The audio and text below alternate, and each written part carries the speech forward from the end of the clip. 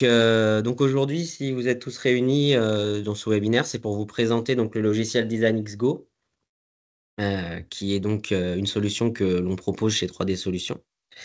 Donc pour commencer déjà, on va présenter 3D Solutions.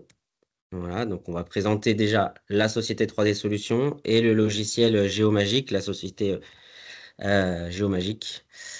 Donc pour commencer, donc 3D Solutions, donc nous, on est distributeur sur toute la chaîne numérique 3D, donc qui va du scanner jusqu'aux imprimantes 3D, en passant par des logiciels donc de rétroconception et de contrôle dimensionnel.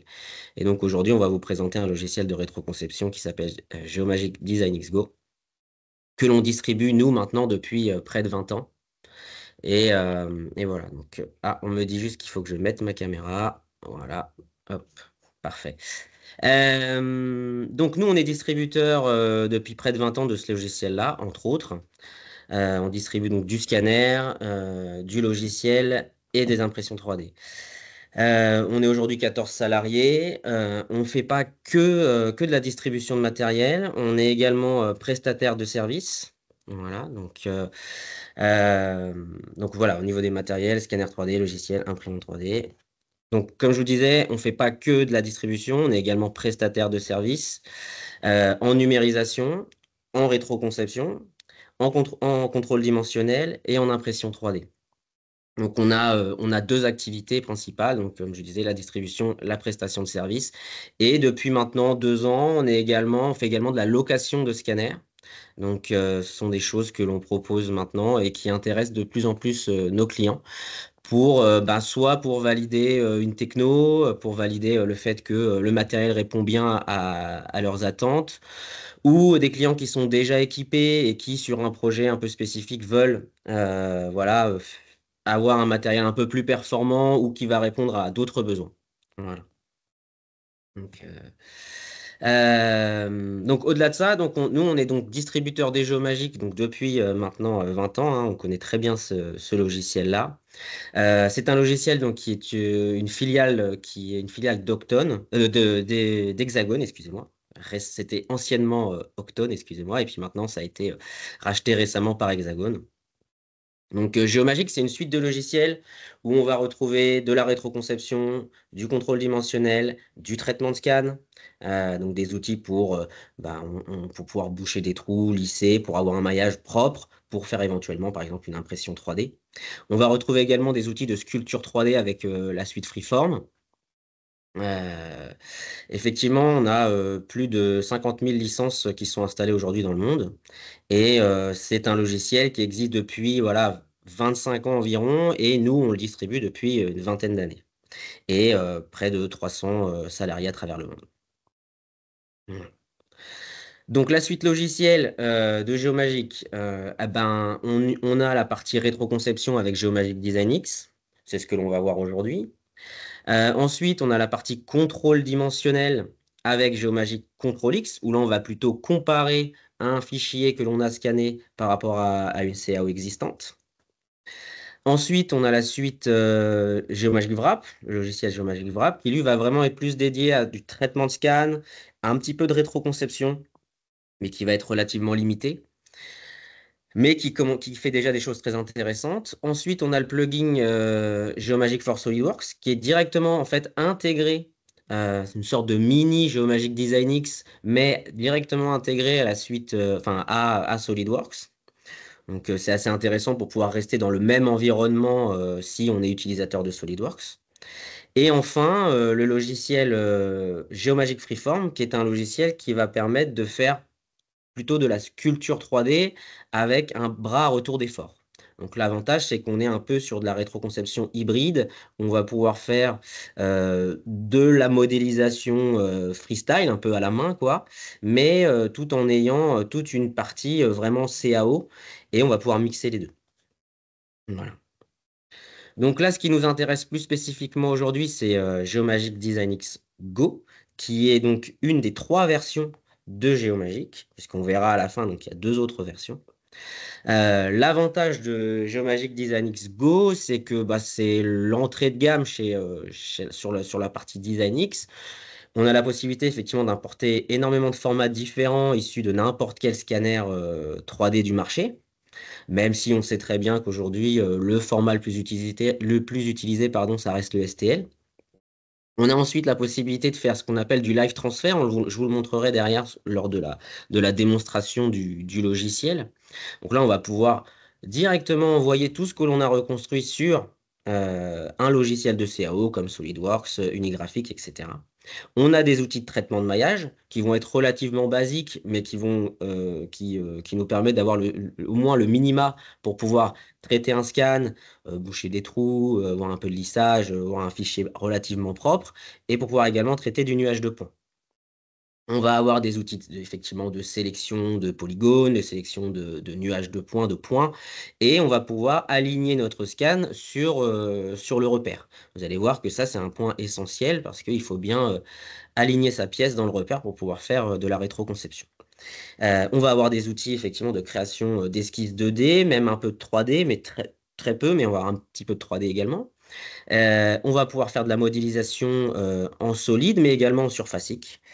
Et au final, on a même aussi quelques outils pour faire de la surface qu'on appelle automatique. Donc là, c'est de la reconstruction automatisée, où là, on va pouvoir faire de la reconstruction voilà, très automatisée sur une pièce. Je vais vous présenter quelques exemples par la suite. Donc voilà, des cas d'application. Là, on va vous présenter trois petits cas différents sur lesquels nous, on a pu travailler. Alors, un premier exemple ici, ça c'est un intérieur d'hélicoptère que l'on a numérisé il y a quelques années maintenant, et sur lequel on a fait du reverse engineering. Pourquoi? Parce que c'était un client qui souhaitait réaliser des civières qui s'adaptaient parfaitement à l'intérieur de ce véhicule, de cet hélicoptère. Et donc l'idée, c'était de numériser le sol avec, comme vous pouvez le voir ici, des vis qui étaient fixées, qui étaient positionnées sur les trous de perçage. Et l'idée, c'était de récupérer pour ce client, c'était de récupérer le sol, la position des différents filetages au sol, et de récupérer également les parois latérales. Donc, ce que l'on peut voir ici en termes de rétroconception, c'est qu'on a le sol qui a été modélisé basiquement une extraction de surface plane, des extractions de cylindres sur toutes les vis, et sur les parois latérales, ce qu'on appelle donc ce que je disais précédemment de la surface automatique. Et ensuite, ce fichier-là, on l'envoie à notre client en fichier IGES ou STEP. Et lui, il va pouvoir, à partir de ça, modéliser et adapter ses civières pour ce véhicule. Autre exemple, ici, donc ça, c'est plutôt de l'implantation à l'intérieur d'un bâtiment.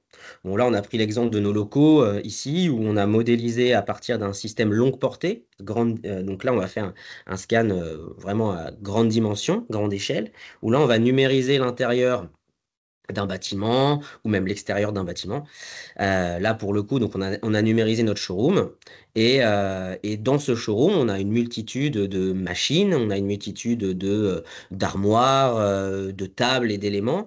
Et on s'est servi donc de ce scan pour refaire une rétroconception pour pouvoir avoir une implantation de notre showroom pour éventuellement intégrer une nouvelle machine, hein. Si on le souhaite dans le futur, on saura voilà, qu'on a la place pour implanter un nouvel élément. Donc, voilà. Hop. Et puis pour terminer sur ces petits exemples, là c'est un disque de frein. Donc là c'est pour un client qui veut faire de la refabrication de pièces pour lesquelles il n'a pas de fichier CAO. On a la pièce dans les mains, on n'a pas de fichier CAO, on veut refabriquer cette pièce. Eh bien l'idée c'est de la scanner. Et ensuite de faire ce qu'on va voir derrière, une rétroconception plutôt orientée CAO ici, hein, avec des outils CAO pour au final refabriquer cette pièce, soit dans une fabrication plus traditionnelle, type usinage, injection, etc., ou éventuellement en impression 3D. Voilà. Donc voilà multiples exemples sur lesquels on travaille, nous, depuis un certain nombre d'années. La rétroconception, c'est quand même quelque chose que l'on fait depuis très longtemps. Et ce sont trois exemples parmi tant d'autres. Et voilà. Donc là, maintenant, je vais vous faire une petite présentation du logiciel. Je vais vous montrer comment fonctionne cet outil-là sur une pièce relativement simple pour que vous puissiez comprendre la philosophie du logiciel. Et puis, suite à cette démonstration, bah, vous pourrez poser les quelques questions que vous voulez euh, je pourrai y répondre par la suite. Voilà. Donc là, je vais switcher directement sur DesignX. Voilà, comme ceci. Donc là, j'ai pris une pièce relativement simple. C'est un petit engrenage. Donc là, on est directement, maintenant, on est dans l'interface géomagique. Dans cette interface-là, on va retrouver différents onglets. On va retrouver ici, là-haut. On a un onglet accueil, et puis on va aller naviguer dans ces différents onglets en fonction de ce que l'on a besoin de faire. Le logiciel Geomagic DesignX Go, plus spécifiquement ici, c'est vraiment un outil qui est très proche de ce que l'on peut faire en CAO classique. C'est-à-dire que quelqu'un qui fait de la CAO quotidiennement, qui utilise un SolidWorks ou Inventor ou n'importe quel logiciel de CAO du marché, il n'aura pas trop de difficultés à se remettre sur ce type de logiciel. Pourquoi? Parce qu'en fait, ça fonctionne globalement de la même façon. La seule différence, c'est que là, ben, on fait du reverse. Donc, on fait de la rétro. L'idée, bah, c'est de repartir du scan que l'on a fait, que l'on va utiliser comme un calque, et qu'on va utiliser pour reconstruire sa pièce. Voilà. Donc là, bah, on va avoir plein d'outils qui vont nous aider justement à reconstruire notre pièce. Donc là, sur la partie gauche, on va avoir une arborescence. Vous allez voir au fur et à mesure du travail que je vais réaliser, bah, il va y avoir des éléments qui vont se rajouter. Et voilà. Donc là, pour commencer, bah, la première chose que je dois faire, c'est d'aligner ma pièce dans le repère. Là, actuellement, la pièce, elle n'est pas alignée. Elle est un peu n'importe comment dans l'espace, puisque quand on scanne une pièce, bah, il n'y a pas de repère spécifique. L'idée, bah, c'est déjà de la remettre en position dans l'espace 3D et ensuite de commencer la rétroconception. Et donc pour ça, on va avoir des outils, notamment dans l'onglet Région, où on va pouvoir créer des régions sur des zones de la pièce. Par exemple, ici, sur la partie cylindrique, je vais insérer une région, une couleur. Et ça va me permettre notamment d'extraire un axe. Je vais extraire sur cette surface plane une région également. Et je vais extraire également sur la partie ici, hop, comme ceci. Sur les plans qui se trouvent ici, je vais extraire deux régions. Pourquoi? Parce que ça va me permettre de repositionner la pièce dans le repère par rapport à cette petite rainure. Donc, on va insérer comme ceci. Donc là, vous voyez, j'ai extrait différentes régions et je vais me servir de ces régions pour bah, extraire un axe, par exemple ici. Donc, je vais pouvoir extraire l'axe du cylindre hop, de manière automatisée. Le logiciel va avoir la capacité d'extraire l'axe du cylindre. Je valide comme ceci. Ensuite, on va pouvoir extraire un plan ici, sur la partie qui est ici. Hop, extraire un plan. Voilà. Et puis, on va pouvoir faire l'intersection entre ce plan et ce vecteur. Tout ça va nous servir à aligner la pièce dans le repère. Voilà, sur X, Y et Z. Et puis, on va extraire un plan sur cette partie-là, comme ceci. Et puis, on va extraire un plan également en face. Voilà, un plan moyen. Et puis, voilà, un plan moyen entre ces deux plans. OK? Ça me va bien. Voilà, donc on a tous nos éléments pour pouvoir faire notre alignement. On va aligner notre pièce maintenant. Donc on va sélectionner ici une fonction dans alignement d'alignement de pièce. Donc moi, ce que je vais lui dire, c'est que la position de l'origine de mon repère, bah, c'est le point que j'ai créé. L'axe, ça va être, on va prendre le plan ici. Et puis, sur l'axe X, pour bloquer le dernier degré de liberté, eh ben, on va le positionner ici. Et ce que l'on voit maintenant, c'est que si on se voit sur la droite ici, on voit que maintenant notre pièce est correctement alignée dans le repère. Vue de face, vue arrière, vue de gauche, vue de droite, vue de dessus et vue de dessous. Voilà, donc là on va pouvoir commencer à faire du reverse engineering. Donc, tac, tout ça on n'en a plus besoin, on peut les supprimer. Et si on affiche maintenant le repère ici, hop, on a un repère qui est pertinent. Voilà. Ok, donc là on va commencer à faire ici de la rétroconception. On va s'appuyer sur le plan qui se trouve ici. Et on va commencer à reconstruire notre pièce. Donc là, ce que j'ai fait, en fait, tout simplement, c'est que j'ai créé une section sur ma pièce. J'ai créé une section à un endroit donné. Et cette section, je vais m'appuyer dessus pour reconstruire une esquisse. Donc cette esquisse, après, c'est relativement simple. On va pouvoir, notamment, par exemple, sélectionner des zones pour pouvoir faire de l'extraction de droite. Par exemple, comme ceci, on peut faire d'extraction de droite. Tout ça, c'est aimanté. Ça veut dire que, par exemple, je peux... Donc là, déjà, ce que je vais faire, c'est que je vais faire l'axe, comme ceci. Voilà. Et ensuite, eh ben, je vais commencer à modéliser ma pièce. Donc là, bah, c'est relativement simple. Tac, je vais reconstruire comme ceci.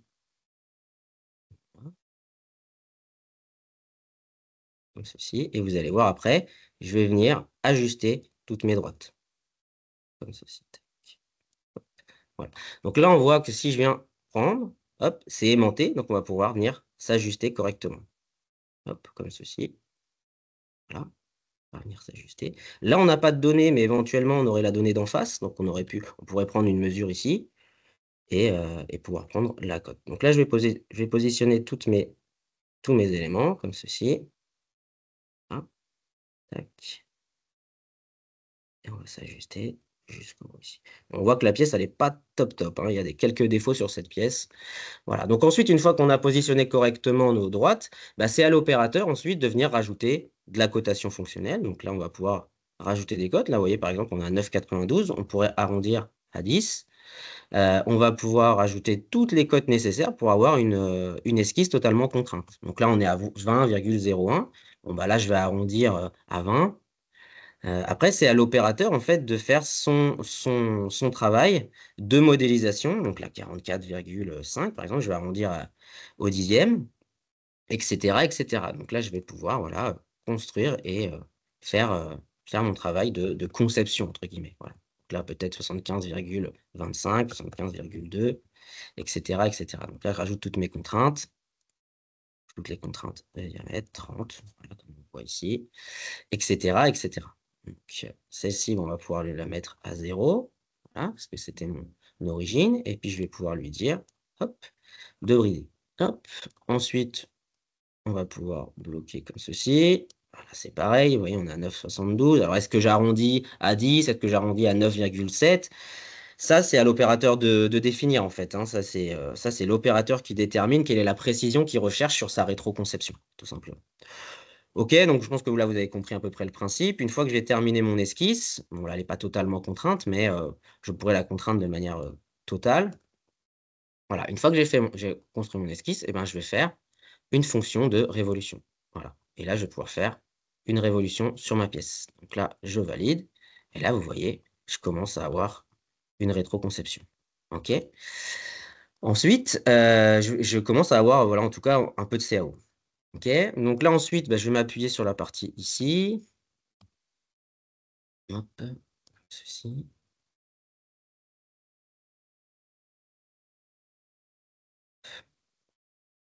Et là, je vais extraire comme ceci. Là, je vais pouvoir extraire, vous voyez, un cercle. Vous voyez, hein, là, on a fait une extraction de cercle. Hop, on va extraire un cercle, comme ceci. Ensuite, je vais pouvoir récupérer ici la partie, cette partie-là, comme ceci. Et puis, je vais rajouter la petite rainure. Je vais rajouter toutes les codes qui vont bien sur ma rainure. Tac. Hop, comme ceci. Hop. Donc là, bon, pareil, on peut rajouter un peu de cotation. Donc normalement, on doit être à peu près symétrique ici, comme ceci. On va pouvoir rajouter une petite cote ici en bas. Hop. 14. Et puis, le diamètre ici, 19,8. Hop. Tac. Et puis, on va se mettre à 0 ici. Tac. Comme ceci. Et puis, on va recouper. Tac. On va limiter. Tac. Hop, mince. On va le faire. Tac, tac, tac, tac. Et voilà, on va sortir de notre exercice. Voilà. Alors là, on voit que voilà, il y a eu un petit décalage. Bon, c'est pas grave. On va extruder la matière. Hop. Je pense que vous avez compris le principe à travers. Et on va couper. Hop. Ensuite, ben, on va modéliser les parties qui sont ici. On va faire une ouverture ici. Donc là, tac. On va se positionner sur le plan qui se trouve là. Ce qui est tout ça. On va se positionner sur le plan qui est là. Et c'est le même principe. On va récupérer une section sur la pièce, comme ceci. Cette section, voilà. Donc là, ici, je vais pouvoir récupérer cette partie-là, cette partie-là. Et ensuite, je vais faire un arc tangent qui va venir s'ajuster comme il faut ici. Hop. On va pouvoir ajouter des contraintes, notamment ici de tangence. Voilà. Pareil de l'autre côté. Hop. On va pouvoir s'ajuster ici. Hop. La contrainte qui va bien. Hop. Et on va s'ajuster ici. Et puis après, on va pouvoir faire notamment une répétition circulaire de ces différents éléments. Voilà, comme ceci. Alors là, pas parfaitement bien ajusté. Tac. Bon. Voilà, comme ceci. Donc, vous voyez, ça vient s'ajuster. Et ensuite, on va faire une extrusion pour enlever de la matière. Donc là, on va faire à travers tout. Hop, et on va venir couper la matière. Hop, voilà, comme ceci. OK? Et ensuite, bah, il va nous rester quoi? Il va nous rester les parties engrenage. Donc cette partie-là, on va la récupérer également ici. Hop, donc là c'est pareil, je vais m'appuyer sur le plan qui se trouve ici, comme ceci. Ah, là on va récupérer, hop, on va masquer tout ça. Et ben là on va récupérer un cercle. Hop. Donc là, bah, ce qu'on peut faire, hop, c'est récupérer le cercle. Ah.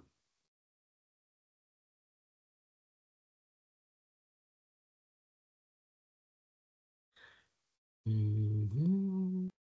Donc là, on va récupérer ça. Donc là, on peut par exemple faire de la sélection de cette partie-là, tac, comme ceci. Vous voyez, on peut sélectionner les bouts qui sont là, tac.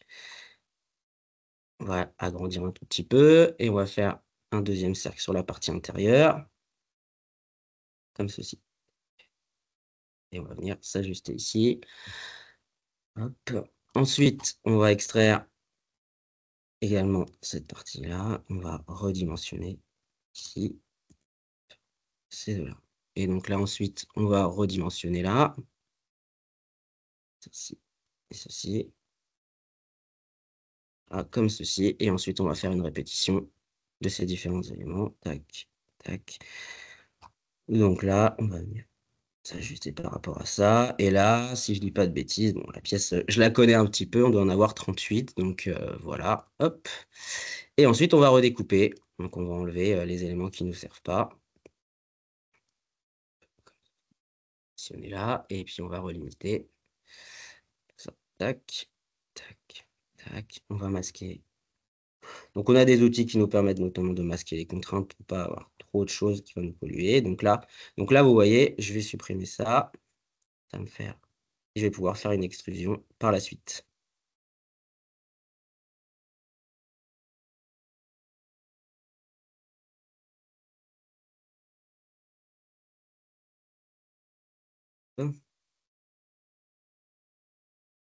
Donc là, typiquement, sur les versions un peu supérieures, entre la version Plus et la version Pro, on a des fonctionnalités qui nous font gagner un peu plus de temps que ce que je suis en train de faire. Hop, voilà, comme ceci. On va sortir et ensuite on va faire une extrusion. Hop. Alors évidemment, qu'est-ce qui va me manquer là? Hop.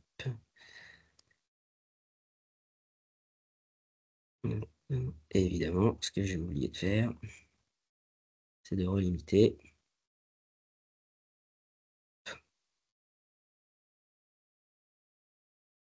ceci.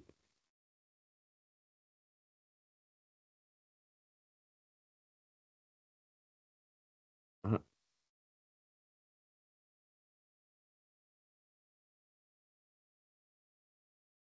Donc, ça prend un petit peu de temps, mais on va y arriver.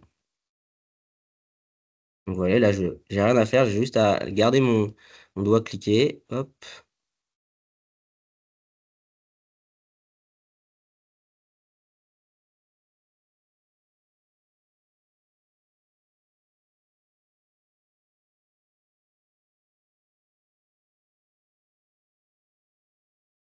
Allez, on est presque arrivé au bout.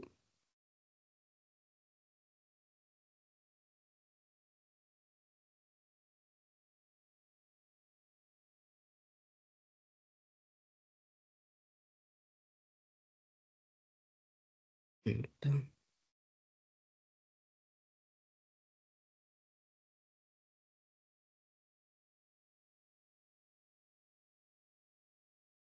Hop.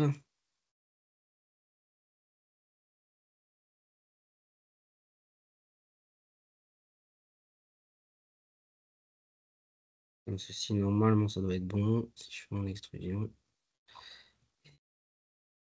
Et voilà.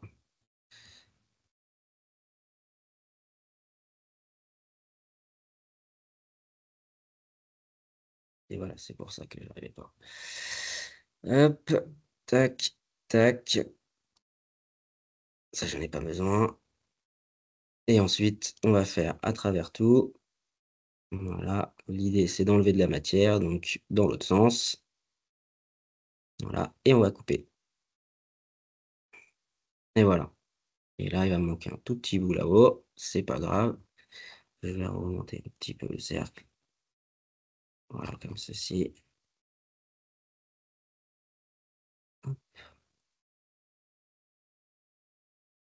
Et évidemment, ça.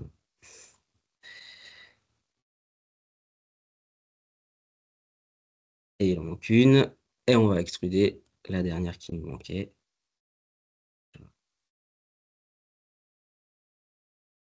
Et on valide. En enlevant de la matière, bien évidemment. Hop, voilà. Et donc là, on a reconstruit notre pièce totalement. On a voilà, on a reconstruit notre pièce totalement. On a la possibilité, une fois qu'on a fait notre reconstruction, de faire ce qu'on appelle une analyse de déviation. Donc, on peut comparer les écarts qu'il y a entre ce qu'on a reconstruit et notre scan de départ avec des tolérances que l'on peut définir. Donc là, typiquement, admettons que la tolérance soit plus ou moins 2/10. Voilà, on veut vérifier qu'on est bien dans la tolérance, mais on a les outils pour pouvoir le faire et comparer notre scan par rapport à notre reconstruction. Et puis pour terminer, ce qui est important aussi, un point qui est essentiel, c'est qu'on va pouvoir envoyer cette arborescence ici vers un logiciel de CAO.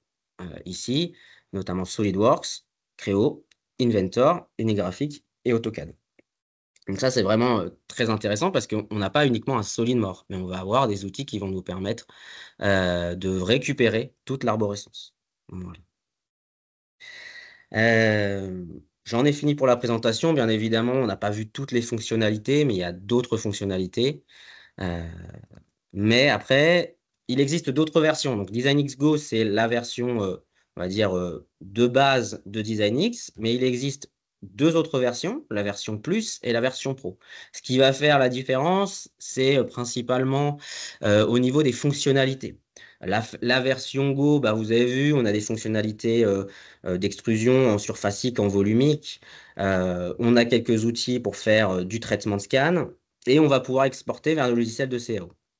On a déjà quand même pas mal d'outils. Mais après, si on veut aller un peu plus loin, on va avoir notamment DesignX Plus qui va avoir d'autres fonctionnalités sur la partie rétroconception. Donc, on va avoir des outils un peu plus automatisés, notamment dans les esquisses, notamment dans les outils de modélisation. On va avoir un peu plus de fonctionnalités.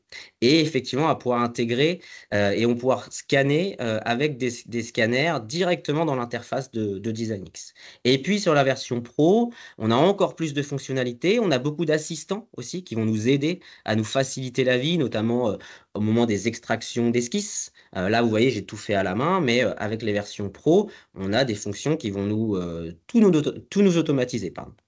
Et aussi, au niveau des traitements du maillage, on va pouvoir aller beaucoup plus loin dans le traitement du maillage avec des fonctionnalités supplémentaires. Et pareil sur les outils d'alignement, on a un peu plus de fonctionnalités. Voilà, donc on a trois versions. La version Go qui va démarrer aux alentours de 1750 € pour une location annuelle. Et puis derrière, on a la version Plus et la version Pro qui vont être à un coût un petit peu plus important. Toutes ces versions logicielles existent, pardon, je reviendrai sur les questions après, mais toutes ces versions logicielles existent dans différentes modes. Ça peut être des licences définitives, en mode ce qu'on appelle ONA, Online Activation, et NWA, donc Networks Activation, et également des licences annuelles. Ces licences annuelles, par contre, n'existent qu'en online activation. Donc là, vous pouvez acheter la licence pour 1 an et puis après renouveler chaque année le coût d'une licence. Ce qu'il faut à peu près se dire, c'est que le coût d'une licence annuelle, c'est un tiers du prix d'une licence complète. Voilà. J'espère avoir été relativement clair. J'ai pris peut-être un petit peu plus de temps que prévu, mais je pense qu'on est plutôt dans les temps. Maintenant, si vous avez des questions, eh ben, faut pas hésiter à le mettre dans le chat, pardon. Je vais arrêter le partage et faut pas hésiter à les mettre dans le chat si vous avez des questions sur le logiciel. Donc, ça peut être des questions sur les fonctionnalités, ça peut être des questions sur les prix les différents tarifs, etc. N'hésitez pas.